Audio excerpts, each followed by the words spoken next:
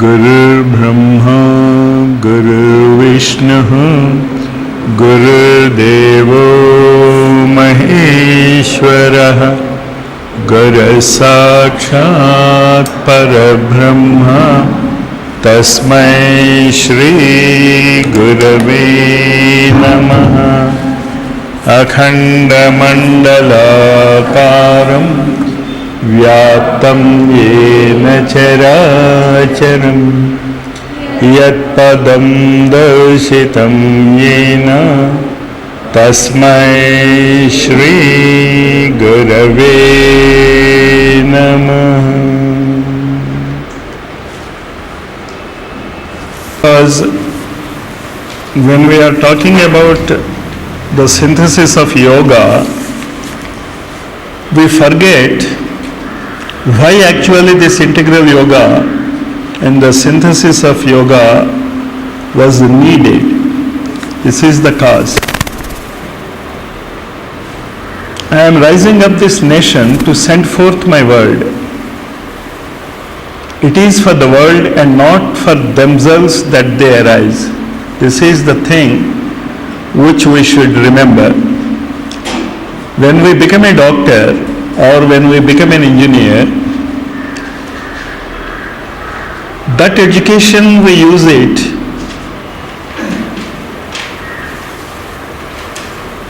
so that we may serve the society. You don't become an engineer for your own sake.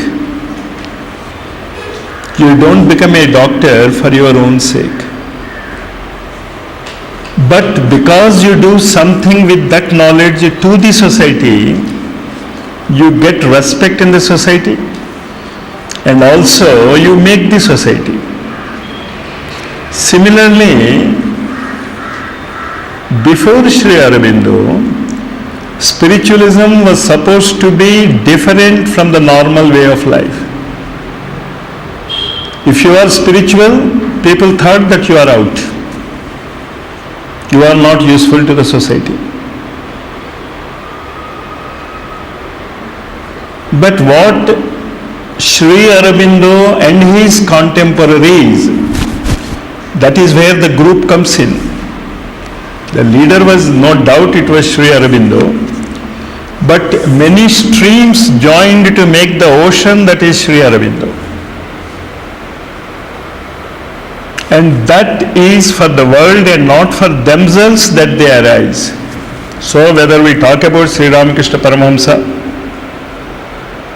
of Madame Blavatsky, Lahiri Mahashaya, that is the Kriya Yoga technique of breathing,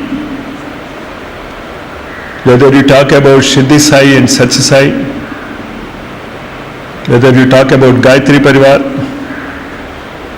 all this is not for themselves that they arise. It is not that they want to achieve something higher individually that we are practicing this yoga. This yoga must become the civilization of the coming generation. Coming generation means our children. Very specifically, it is mentioned in Nostradamus predictions that those who are born after February 5th, 1962 belong to the new race. I don't know what is meant by that statement, but on that day it was the Ashtagraha Kutami, a very astrologically powerful day. So the 5th February 1962 is the date assigned. Those who are born from that day onwards are automatically the people of the new era. This is what we should understand, and I am giving them freedom for the service of the world. Giving them means the Indians. And when we speak about Bharat, you always remember we are talking about a way of thinking. We are not talking about where you are living. Because our present day society is certainly not Bharat. Almost our every way of thinking is westernized. Our dressing is westernized. Our food habits are westernized. So when people talk about Bharat and what I am giving them freedom for the service of the world, it means those who are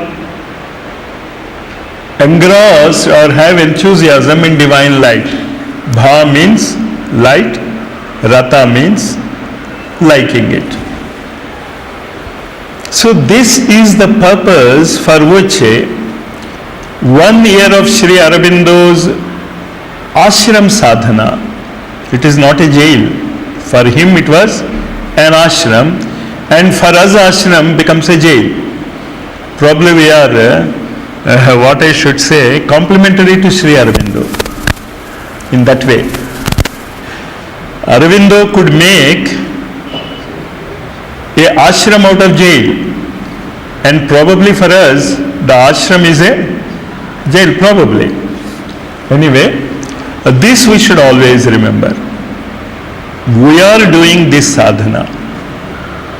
We are trying to read and understand and practice the integral yoga, of which this synthesis of yoga and life divine are two parts which culminate in Savitri.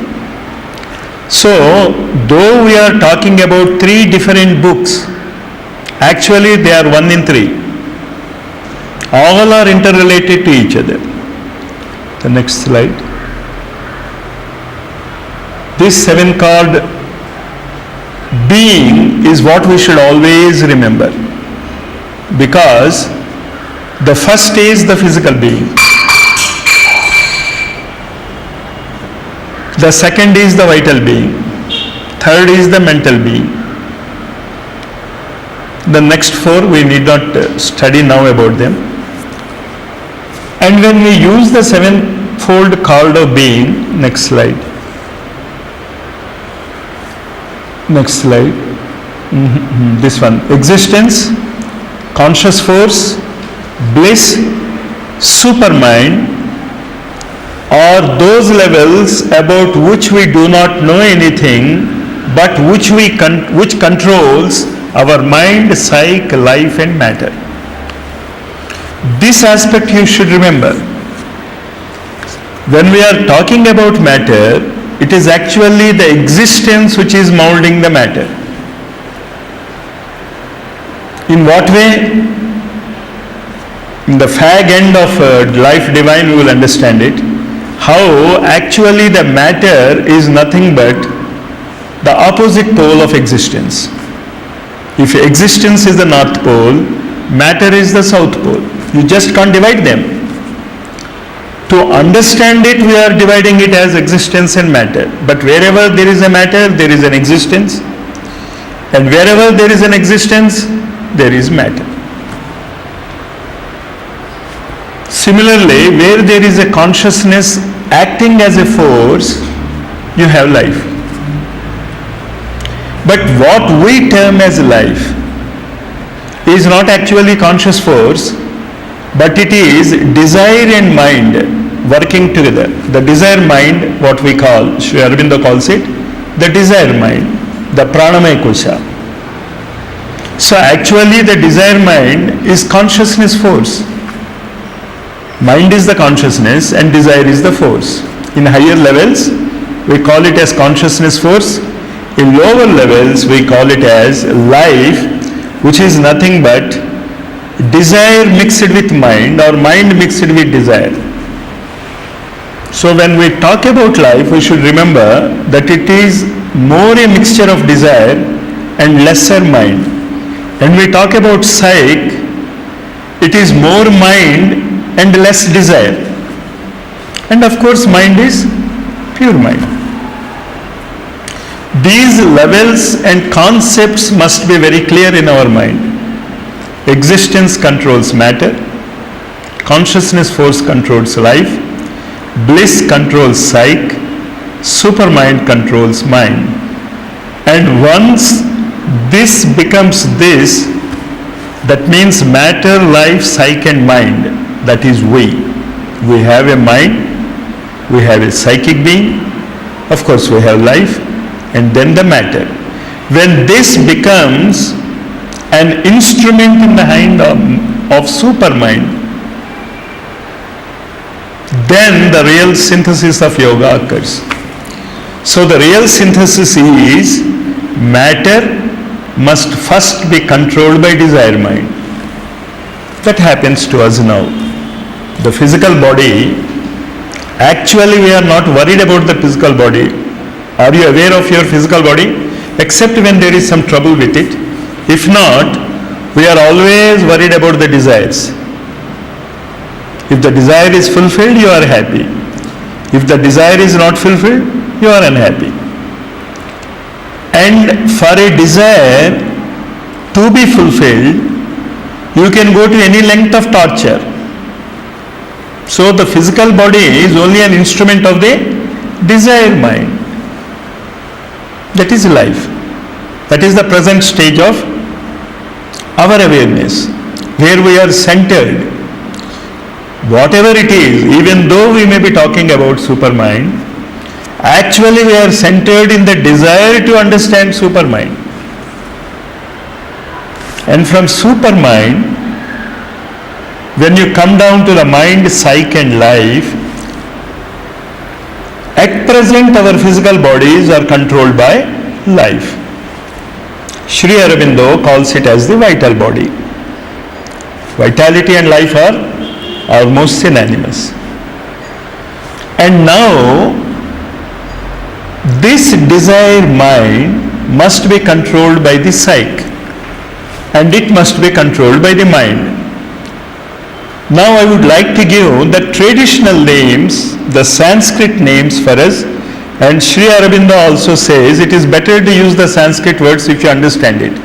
That these words do not clearly represent our ideas of the Sanskrit words. So matter becomes the Sthula Sharira, the Annamaya Kosha. Life becomes the Pranamaya Kosha. The psyche is the consciousness of being alive. What is known as the Vyaktitva, the personality. So psyche is your personality. And technically your personality is made up of three different aspects: the physical body, the emotions and the thoughts. So psyche is a center for these three units: for matter and the physical body, for our actions, for our emotions and for our thoughts. And this mind is with a capital M. You remember that. This mind is not the thought process itself, but it is the source of the thoughts, chitta. Yogaha chitta vritti nirodha. So this mind, we will call it as chitta. Wherever there is a capital M in this book, you always try to understand chitta.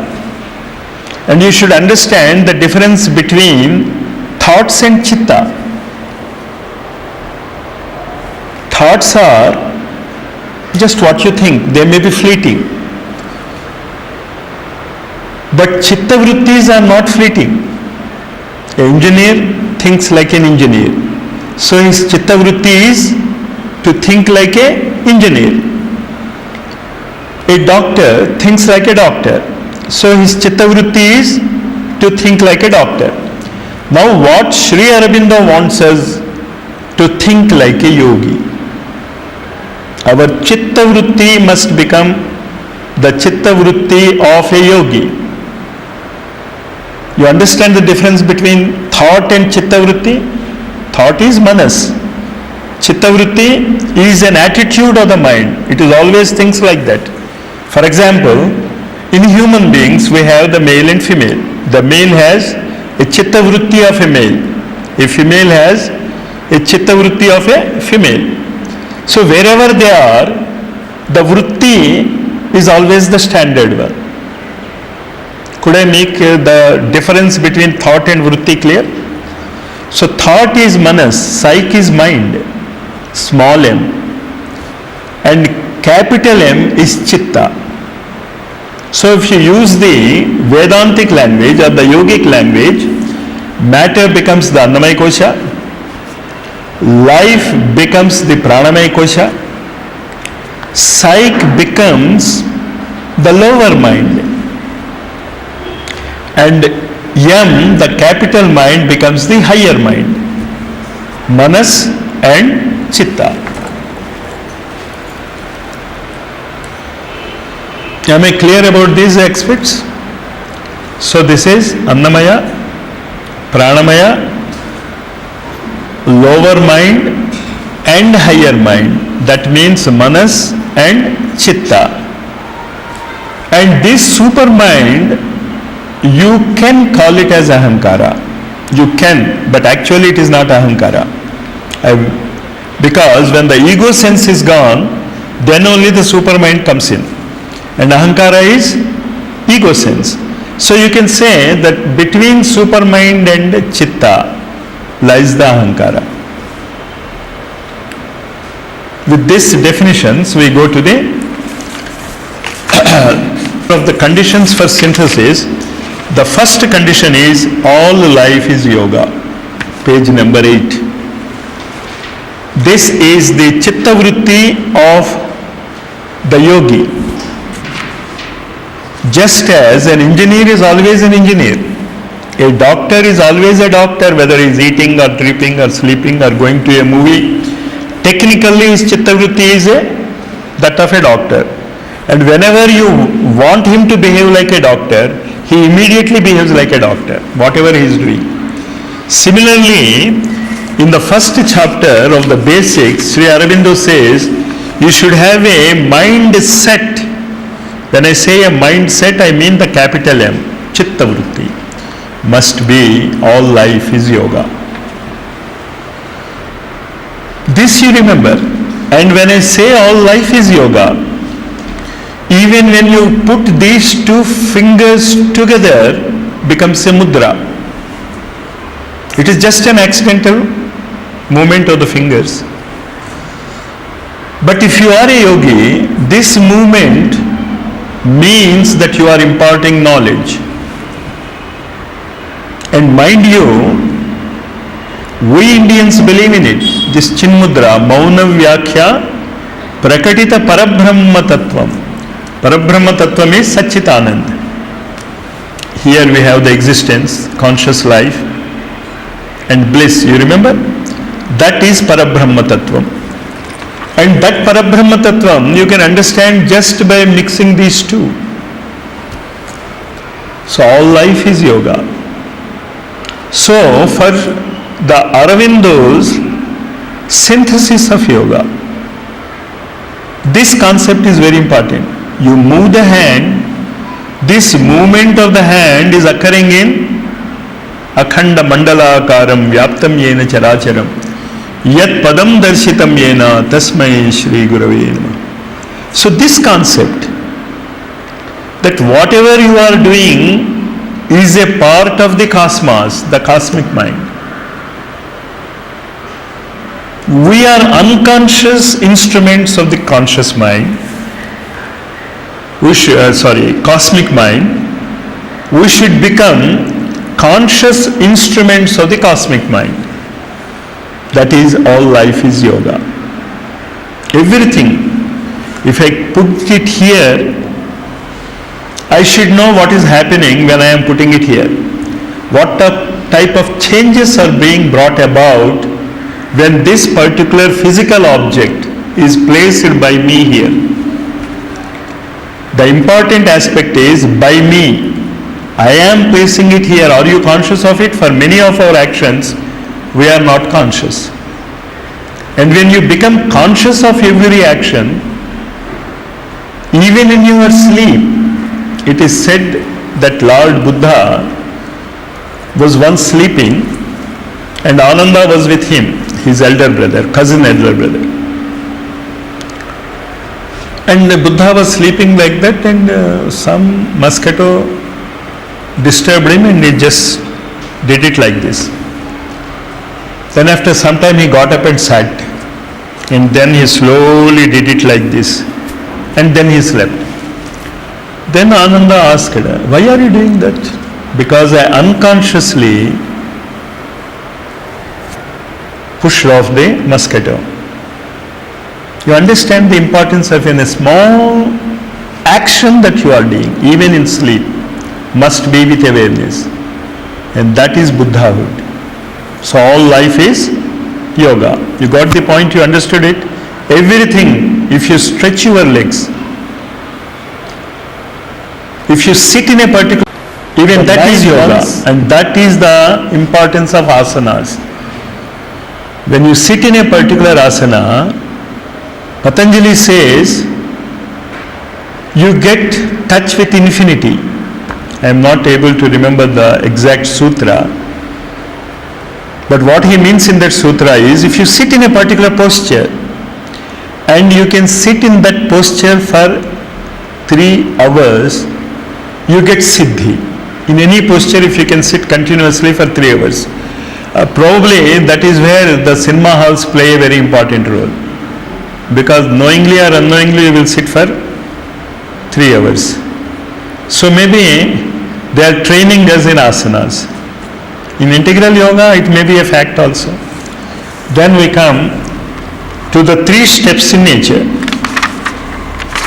We go to the last page 19. Probably this is where we were yesterday. We perceive then, you see the book, we perceive then these 3 steps in nature: a bodily life, which is the basis of our existence here in the material world; a mental life into which we emerge and by which we raise the bodily to higher uses and enlarge it into a greater completeness; a divine existence, which is at once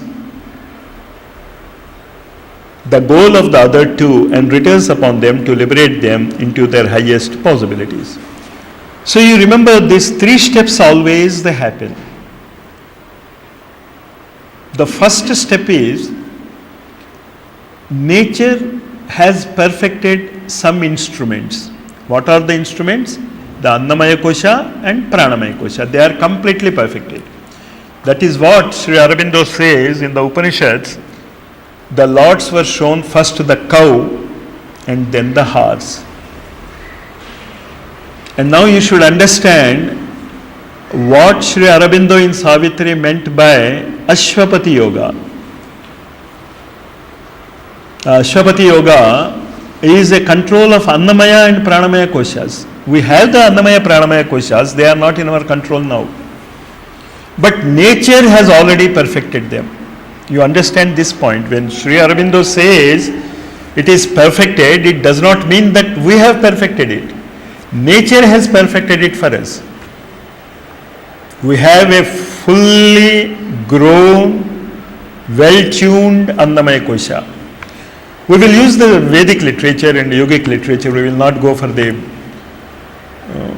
you understand, I don't want to use the English words, the bodily and vital. Because even Sri Aurobindo was very clear that yogic terminology must be used because they have a greater thought value. Later we will talk about the thought value. So the Annamaya and the Pranamaya. The Pranamaya Kosha is actually our nervous body. Why nervous body? The nerves react first to desire or mind. It is your nerves that react to desire or mind. And when the nerves react properly, the Annamaya Kosha becomes a helpless tool of the nervous body. Now you understand the nature of the instrument. This Annamaya Kosha is an instrument for the pranamaya kosha. And an instrument has no right to decide what it likes and what it dislikes. It should become a tool in the hands of the one who wants to use the tool. So, when Sri Aurobindo talks about two things, the entire integral yoga can be summed up in only two words: aspiration and surrender. Aspiration goes from the tool, and the surrender comes to the tool. You understand? The tool aspires to be used by the higher level. So the Annamaya Kosha becomes a tool of the Pranamaya Kosha, that is the surrender of Annamaya Kosha to Pranamaya Kosha. Modern society has mastered this aspect, this surrender.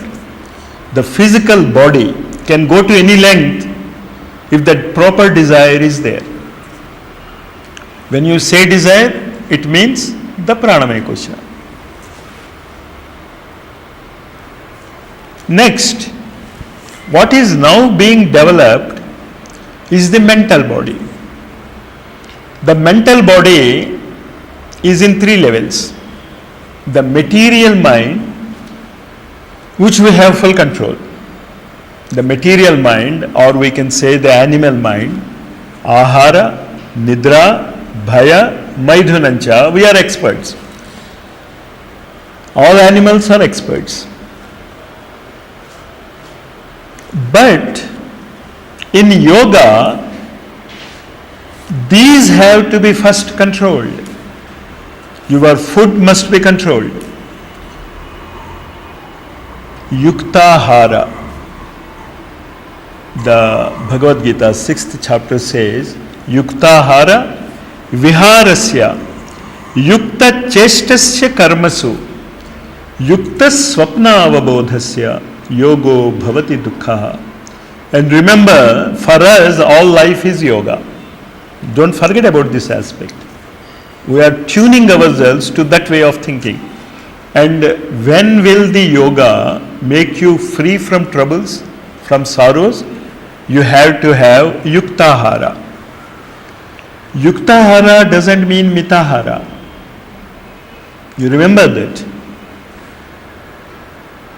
In many ashramas, especially in spiritual resorts, they think that eating less is yogic way of life. Eating less is not yogic way of life. Eating what is required is the yogic way of life. Then what you are supposed to know? You are supposed to know how the food influences your thoughts. That is yogic way of eating. And the present way of eating, do you think it is yogic way of eating? You should know that Ayurveda says that onion is almost like a mother. But spiritualists say that onion is tamasic in nature, don't eat it. So if you want to become a yogi, you should not touch onion. But if you want to get health, you eat more onions. And health, what we mean by health nowadays is physical health. We have forgotten that our mind and desires are highly diseased. So yuktahara, you understand? So when we say ahara, just as food is ahara for the Annamaya Kosha, thoughts and desires are ahara for the Pranamaya Kosha. So you should know the correct thoughts which you should allow, correct desires which we should allow. Then what happens when you allow correct desires and correct thoughts? Your vihara and chesta change. What is vihara? The time you spend to waste. Vihara yatralu antam kada. Vihara yatralu ante ardham enti? When you go to a vihara, That means you are ready to waste your time. But actually, in yogic literature, Vihara Yatra means Tirtha Yatras. And what is a Tirtha? Where you take off. And God only knows where we are taking off with all these Tirtha Yatras. We have to correct it. But this is not the time to think about Tirtha Yatras. But you remember I am talking about Viharas. That means where you are spending money in going out using your physical body without any benefit, you just enjoy it. That is Vihara. Yukta Hara Vihara. You should not go. I could make you understand what Vihara is. All of you followed what Vihara is? Vihara means going for an outing, just as the software engineers go for an outing on Saturday and Sunday because they have no chesta to do. Chesta means the effort you are putting in. Vihara means you are not putting any effort, but you are enjoying the movement of the koshas. So yukta hara viharasya yukta chestasya karmasu. Chesta means your work which you are doing to earn your livelihood. And nobody likes whatever he does for his livelihood, however interesting it may be. Therefore it becomes an effort. Chesta. Yukta chestasya karmasu. Then yukta swapna avabodhasya. This swapna, this is what is being now developed in our mental body. Our material body, which eats, goes for vihara and has a nature of doing chesta, is under our control. But the dream mind is not in our control.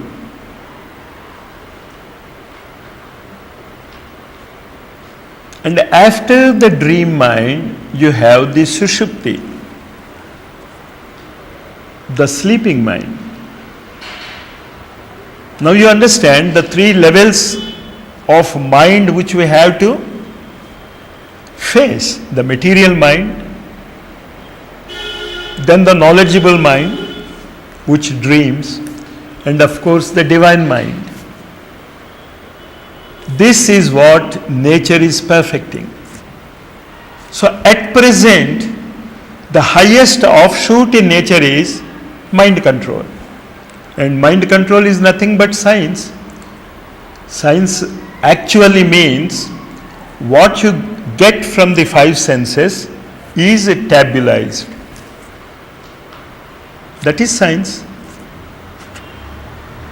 So the present day scientific age, we think is the highest level to which humanity has gone.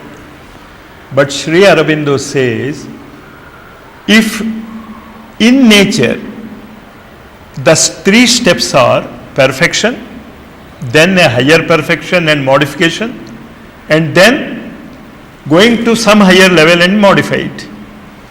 So now what is mind doing? It has concretized it in the material mind. You try to understand what we mean by this material mind. Then only we can understand the scientific mind. And then we can understand what the real capital M mind is going to do. And when these three are gone, are perfected in nature, what happens? The supramental descent happens. So the evolution continues. From the three levels of mind, we again have a material supermind, a knowledgeable supermind, and then a divine supermind. These are the three steps of nature which we can't avoid. We have to understand them. Right? Next. There are threefold life.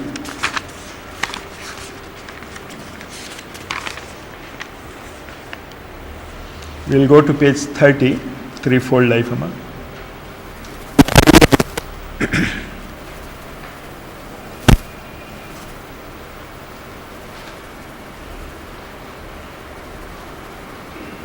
Right. Go to next slide. Our activities depend on these three. The bodily life, we have perfected it. The mental existence is being perfected. And then the veiled spiritual being, which is in the involution, is the cause of the others, and in the evolution, their result.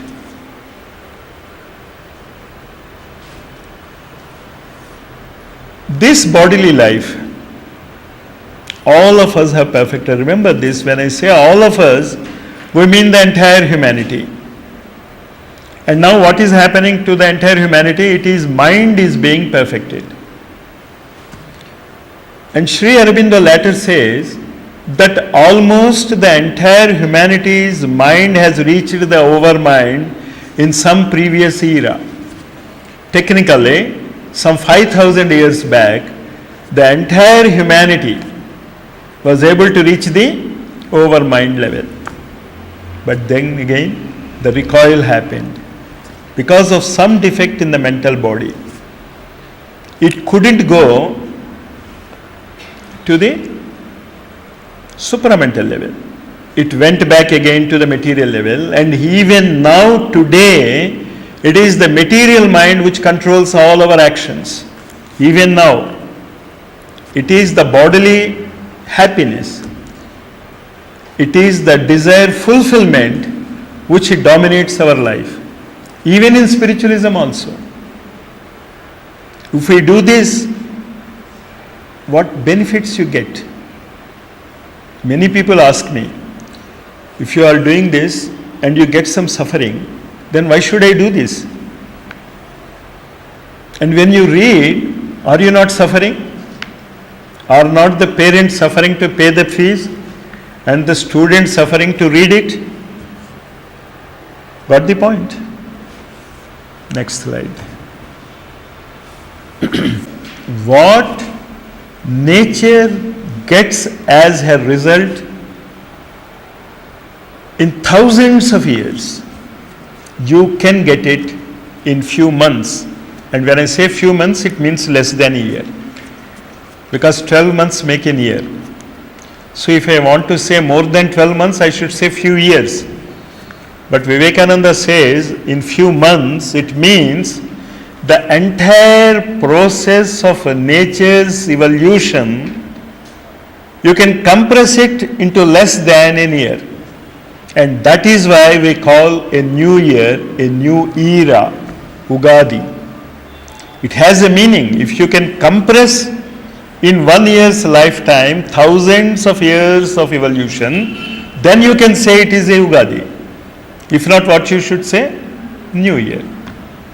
You can't say it as a Ugadi.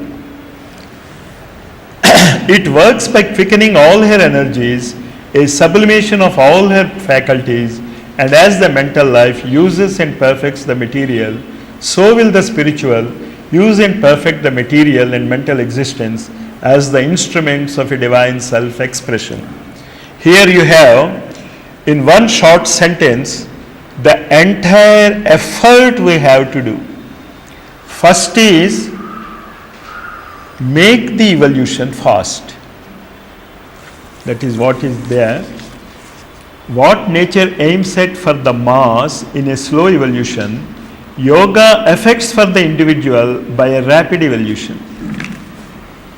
And you remember, whenever you understand certain laws of nature, you become the master of that particular nature. If you understand the laws of steam, you become the master of the energy called steam. If you understand the laws of electricity, what happens? You become the master of electricity. So if you know the properties and protect the properties, you become the master. Dharmo rakshati rakshitaha. It is not the religion what is meant there. It is mean the properties. Dharma means properties.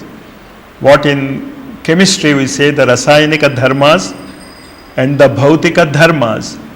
Their dharma doesn't mean religion, a chemical religion and a physical religion. It means the properties. So here, you should quicken the properties means dharma, the properties of mental life. And once you know the dharma of mental life, in evolution, you change over to the spiritual use. Just as the mind is using the physical body, the divine spiritual power will use the mental existence. Now you understand, we are now servants of the mind. We are tortured by the mind. But if you can understand the laws of the mind, what happens? Your mind becomes an instrument to the divine. And just as the mental life is using the physical body, and when I say the physical body, I mean the Annamaya and Pranamaya Kosha together. The mind is one level, and then the Vijnanamaya Kosha and Anandamaya Kosha together is called the Karana Sharira. So we remember this as the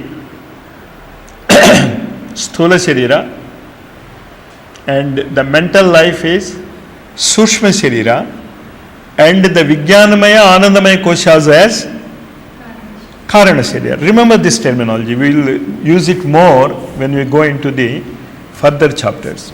So when we call it Sthula Sharira, it is two bodies in one, Annamaya and Pranamaya. And when we call Sushma Sharira, it is the mental body. The mental body has three levels: the perfected mind, the animal mind, the developing mind, the scientific mind, and then you have the divine mind. And what will the divine mind do? It will become an instrument of the divine. Right? Next.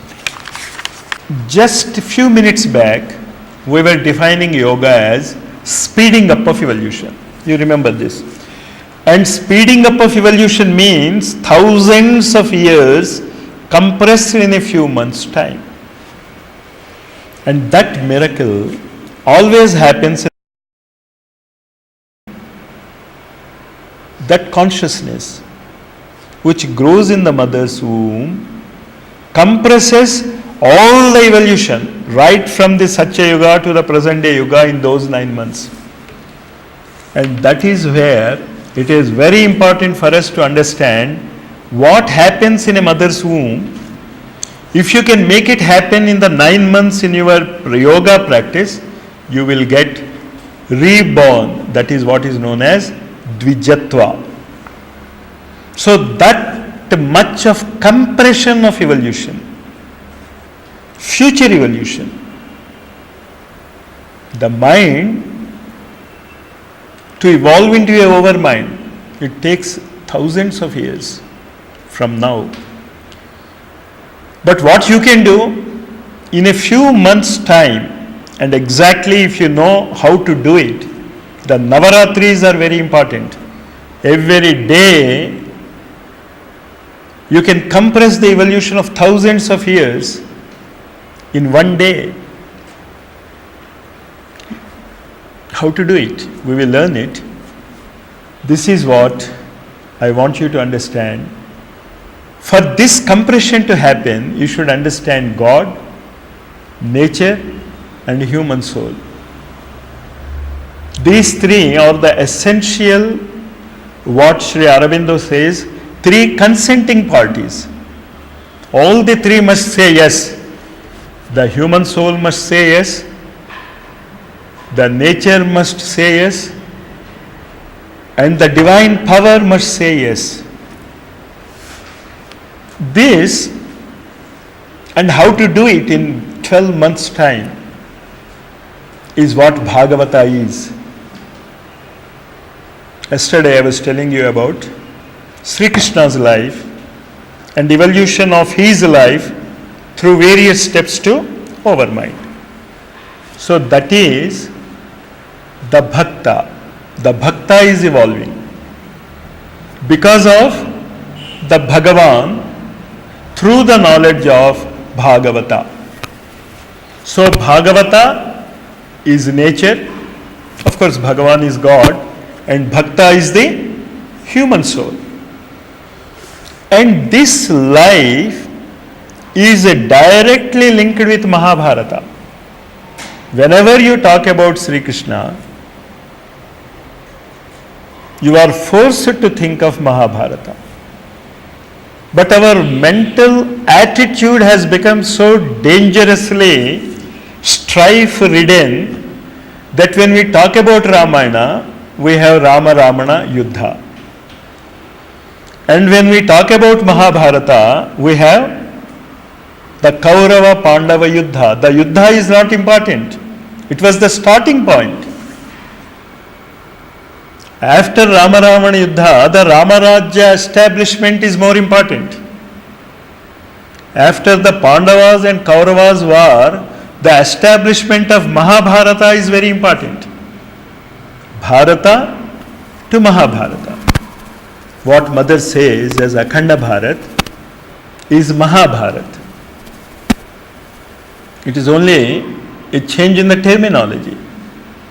Because whenever there is Mahatvam, there is a continuity. You always remember the great man, is it not? Their Kirti. Kirti Sesha we say, somebody who has left the body. And when you say Kirti Sesha, what does it mean? He is a great man.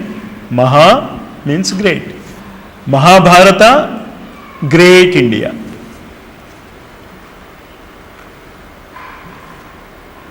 So this Mahabharata is the goal of Sri Aurobindo's yoga, you remember it. What he has left unfinished 5,000 years ago, because of the recoiling effect in nature, instead of Arjuna going from over mind to higher mind, the seed is there, Sarvadharman Parichedya. Mam ekam sharanam vraja. Aham tva sarva papebhyo mokshayishyami mashucha is the guarantee of the supermind. But he recoiled. Because there was a defect. He said, no, I won't fight. And just that simple word, I can't fight, has made the entire humanity to go back. See the danger of not acting properly where and when you should. That single step of Arjuna has completely disturbed the divine plan. And then many people ask me, how can a divine plan be disturbed? It is not the divine plan that is disturbed. The divine plan is very clear in the supramental level. It will happen as it should. You and I are time born. We are interested in time. For us, the time factor comes. For the overmind and higher than overmind, there is no time factor. Ajopisan, avyayatma, bhutanam ishwaropisan, prakrutim swam adhishtaya, sambhavami atmamayaya. A very peculiar word there is used is not maya, atmamaya. So you are in this particular body-mind existence because of your own maya, Atma Maya. And how you can come out of it? By yourself only. Manayeva Manushyanam Karanam Bandha Mokshayo. So this you understand, one wrong statement of word may send you back in evolution. And God only knows how we are utilizing our vak power. We human beings are the only pranis who have the power to speak. Neither the devas nor the animals can speak. Devas also can't speak. They can see. And we can't see, we speak. That's the problem. If you can speak and see, that is what is known in Vedic literature as darshana, mantra, drashta. The seers spoke the word and saw the word. Mantra, drashta. Mantra is a sound. Drashta is a vision. That is where the overmind level is felt, when the word is seen. This is exactly what to Purani Sri Aurobindo said, I guarantee that India will have its freedom within few years. He saw it. He uttered it. You understand now? Mantra and drashta. Mantra is the utterance that India will be freed. When? Soon. And within few years, it happened. Mantra and drashta. So Bhagavan, Bhagavat and Bhakta. And where do you see? In nature you see. The result of the seed and the work, where is it seen? It is seen in nature.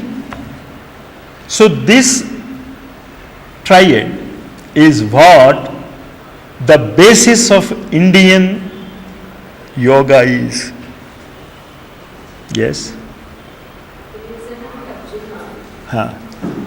No, you sit and tell, it's okay. Be formal.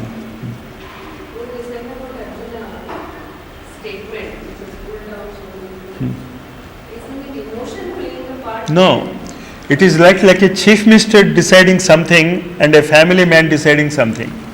If a chief minister decides something, the entire state is gone. They were fighting for Mahabharata. It is not because of the emotion, because of the role he has to play. And what is our role now? The same role as of that of Arjuna, that of Pandavas. And now we are given a higher supramental descent, not overmind descent. Because nature evolves. It won't stop because Arjuna said no. But are we saying yes? You say yes, but do you understand the vastness of work you have to do when you say yes to this supramental descent? You will get Mahabharata. That is, they say, can we understand Sri Aurobindo as Sri Krishna as a representative of our mind, coming again, working for Mahabharata, getting the Mahabharata and going to the next stage of Superman. This is what we should concentrate when you read this yoga. That is the synthesis, the real synthesis of 5,000 years of evolution. And mind you, and I am saying 2011 is the target date, because when Sri Aurobindo said that August 15th was India's day of freedom and it was not a coincidence, that means India would have gotten in any year the independence only on August 15th. It has become 1947 or 48 or 50 or 2007, the time is not important. You are understanding what I am telling? Similarly, this year 2011 will see the supramental descent and thereby the Akhanda Bharat. And what is Akhanda Bharat? Every human mind accepting the Bhagavat through Bhagavan and Bhakta, if you use our Indian words. And if you want to utilize the Greek literature words in English, God, nature, and human soul. So you remember this urgency with which we have to work. And when you want to work, when you want to fight something, you should have the knowledge. So if you want the supramental descent to happen, we should have a group where it is possible to descend. A group of engineers can't work to get a cure for cancer. Suppose you have a group of Nobel Prize winners in the field of engineering. And because they are Nobel Prize winners, you say, and please do some research and get medicine for cancer. Can they get it? So this is what is important. The Gita way of life. In the next coming section, 18 chapters Sri Aurobindo has given to explain the difference and reference in Gita for overmind and supermind. He explained the overhead mind factor and then he gave the super mind factor. So it is Gita stretched. Integral yoga, you can say it is Gita stretched. In that way, every science is a stretching from the past. Is it? So you can say this as the only scientific religion which will continue forever. All these religions in this present shape have no value. Because you can't be an ideal Hindu as per the traditions of Hinduism because they are time worn. Now they have no creditability. The mind has evolved, but the dharma has not evolved. But it has evolved. So this is going to be the future dharma. And whoever practices is a citizen of Mahabharata. So this Mahabharata is not a physical concept. Are we really Indians? And for that matter, anyone who professes to be of some particular religion, does he really belong to that religion? You understand that question? Is a Muslim a real Muslim? Is a Christian a real Christian? He professes it because of some other things, some other needs. But we don't follow the Christian way of life, the Islamic way of life, and certainly the Hindu way of life. We are not following it because the mind has outgrown that shell and the religion has to grow. The religion has grown from Sri Ramakrishna Paramahamsa. The shift changes. Sri Ramakrishna Paramahamsa said, for every individual mind, every individual man, there is a separate religion.